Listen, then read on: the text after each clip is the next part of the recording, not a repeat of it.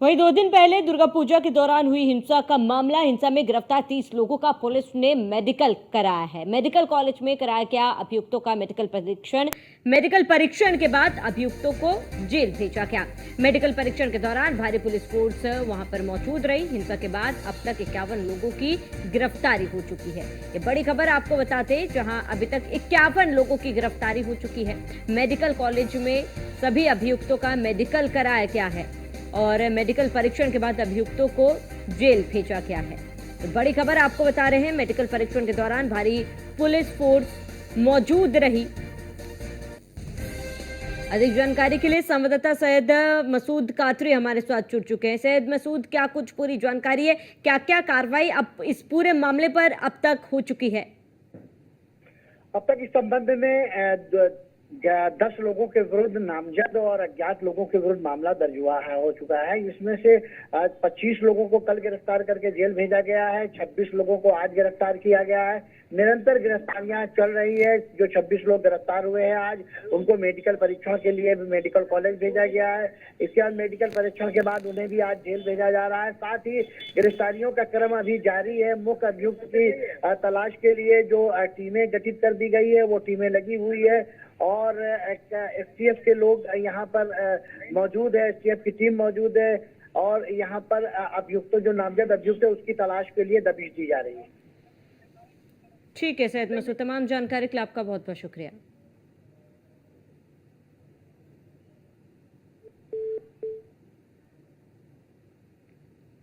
के गवाह बने हैं ये ठिकाने।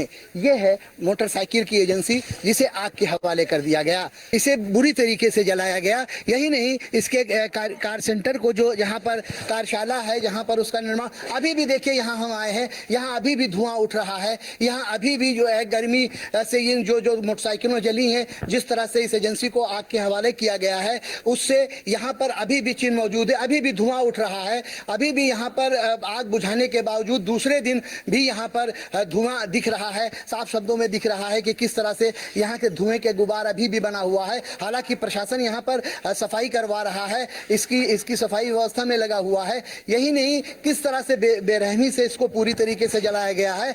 ये देख सकते हैं कि किस तरह से मोटरसाइकिलें लाइन से लगी हुई हैं, इन्हें आग के हवाले कर दिया गया है, इन्हें बुरी तरीके से जला दिया गया है। ये क्रूरता की निशानी है कि किस तरह से उपद्रवियों ने यहाँ पर उपद्रव मचाया है। बड़े बड़े इत्मीनान से उन्होंने तांडव किया है। यहाँ पर शायद संभवतः लगता है कि सुरक्षा बल या कम था, या सुरक्षा बल यहाँ तैनात नहीं था, या सुरक्षा बल यहाँ पर पहुँच नहीं पाया, और उस दौरान उन्होंने उपद्रवियों ने उपद्रव किया और इसको पूरे एजेंसी को आग के हवाले कर दिया।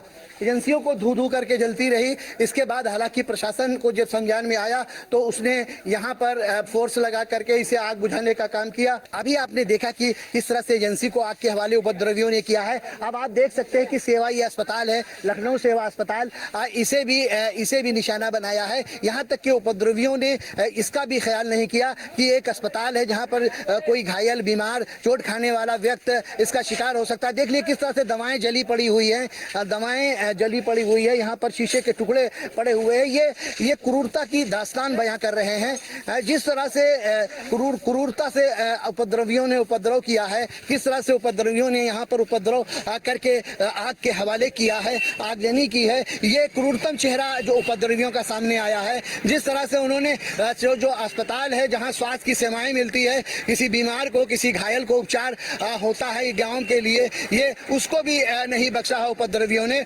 उपद्रवियों के तांडव का इससे बड़ा उदाहरण और क्या हो सकता है। किस तरह से जो है उपद्रवियों ने गाड़ी, एजेंसी और यहाँ तक के अस्पतालों को भी अपना निशाना बनाया है। विसर्जन के दौरान बहराइच के मासी महाराजगंज में घटना घटी है, वो यहाँ पर ये वही इलाका है जहाँ पर वो घटना घटी है। इसके बाद लोगों ने जिस तरह से आक्रोश व्याप्त हुआ और उन्होंने जिस तरह से आगजनी शुरू की, उसकी गवाह ये गाड़ियाँ बनी हुई हैं। जिस तरह से देख सकते हैं कि एक नहीं, दर्जनों की तादाद में आधे दर्जन से अधिक गाड़ियाँ जल गई हैं। जिस तरह से वो गाड़ियाँ देख रहे हैं, इस तरह से ये देखिए यहाँ 2 गाड़ियाँ जली हुई हैं। इन्हें भी बिना बड़ा बेरहमी से जलाया गया है। इनको जलाने के पीछे क्या लोगों का आक्रोश रहा है, जिस तरह से आक्रोश चंपा है। इस गाड़ी के ऊपर देखिए लिखा हुआ है जय माता दी। इस पर साफ शब्दों में देख सकते हैं किस तरह से हिंदुओं को निशाना बनाया गया है। छांट छांट करके हिंदुओं के वाहनों को और उनकी गाड़ियों को निशाना बनाया गया है। इस तरह से ये मकान देख सकते हैं किस तरह से बेरहमी से जला है। चारों ओर के धुएं दिख रहे हैं जो यहाँ पर भयावह आग की तस्वीर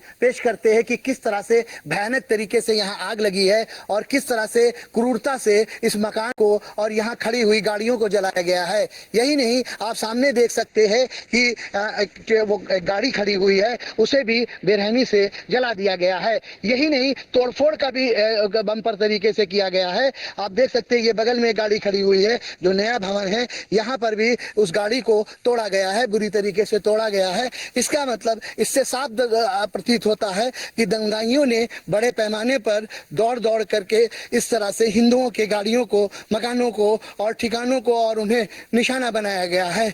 यहाँ तक लोगों ने बताया है कि कुछ लोगों को पूछ पूछ करके, आधार देख देख करके हिंदुओं की पिटाई की गई है और उन्हें प्रताड़ित किया गया है।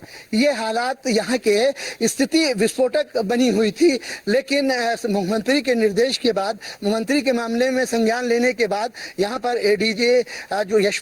एडीजी यहाँ आए अमिताभ यश सर, इसके बाद और आला अफसर यहाँ पर यहाँ का दौरा किए हैं और उन्होंने स्थिति को नियंत्रण करने के लिए कड़े प्रयास किए हैं। डीएमएसपी निरंतर सुरक्षा बलों के साथ यहाँ क्षेत्र में कैंप कर रहे हैं, निरंतर दौरा कर रहे हैं। अब उनका जो स्थिति है अब सामान्य है, उस स्थिति को सामान्य बनाने के साथ साथ अब उनका ये प्रयास है प्रशासन का कि जो लोग हैं उनमें विश्वास पैदा किया जाए और उनमें सुरक्षा का एहसास दिलाया जाए, उन्हें ये बताया जाए, उन्हें ये विश्वास दिलाया जाए कि वो हर व्यक्ति सुरक्षित है इस सरकार में। और इस तरह से हालात आप देख सकते हैं किस तरह के हालात हैं।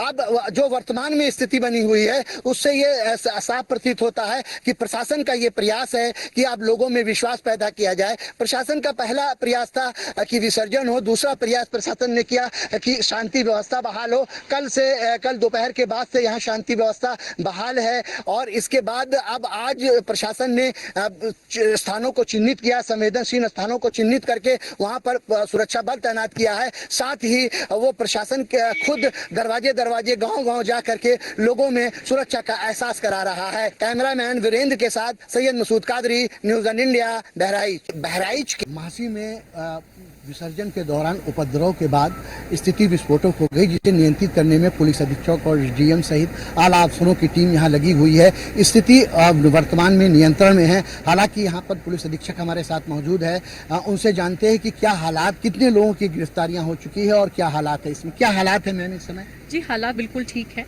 और सभी जगह जहां पे कल डिस्टर्बेंस हुआ था हमारे द्वारा भारी पुलिस बल को तैनात किया गया है। सभी जगह का भ्रमण आज सुबह से मेरे द्वारा कर लिया गया है। कहीं पे कोई भी समस्या नहीं है। कानून व्यवस्था को बिगाड़ने प्रयास की है, उनकी निरंतर गिरफ्तारियां चल रही हैं। कल भी 25 लोग गिरफ्तार होकर जेल गए हैं, आज 26 और लोग जेल भेजे जा रहे हैं। तो पुलिस की कार्रवाई निरंतर प्रचलित है, आगे भी आने वाले दिनों में चलती रहेगी और स्थिति अब बिल्कुल सामान्य है। ये स्थिति विस्फोटक हो गई थी, इसके पीछे क्या वजह आपको लगी? आप क्या इस पर कोई जाँच करा रहे हैं? जी, यही जांच का विषय है। जो गिरफ्तारियां हो रही हैं वो इसीलिए हो रही हैं क्योंकि कुछ अराजक तत्वों ने कानून व्यवस्था को बिगाड़ने का प्रयास किया और जिसमें एक व्यक्ति की जान भी गई। तो सभी जो लोग अलग अलग लेवल्स पे अलग अलग तरह के अपराधों के लिए जिम्मेवार हैं, उन सभी के विरुद्ध प्रभावी ठोस कार्रवाई की जाएगी।